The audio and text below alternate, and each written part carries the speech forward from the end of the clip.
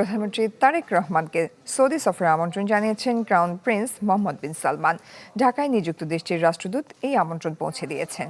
সকালে সচিবালয়ে মন্ত্রিপরিষদ বিভাগে প্রধানমন্ত্রীর সঙ্গে রাষ্ট্রদূতের এই সাক্ষাৎ হয়। এছাড়া দুই দেশের স্বার্থ সংশ্লিষ্ট বিষয় নিয়ে বৈঠকে আলোচনা হয়।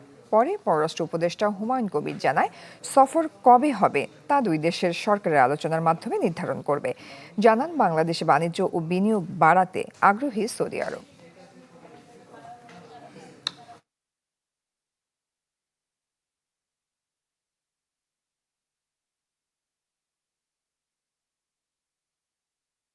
Extended an invitation from His Highness the Crown Prince to our Honourable Prime Minister Tariq Rahman to visit the Kingdom of Saudi Arabia. The Ambassador also conveyed that His Highness the Crown Prince,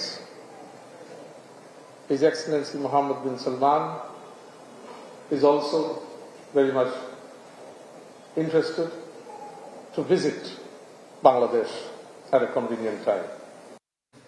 নগদ নিয়ে এলো হার না মানা হার offer. সর্বনিম্ন 10,000 টাকা remittance নগদে পাঠালে থাকছে স্বর্ণের হার জেতার সুযোগ।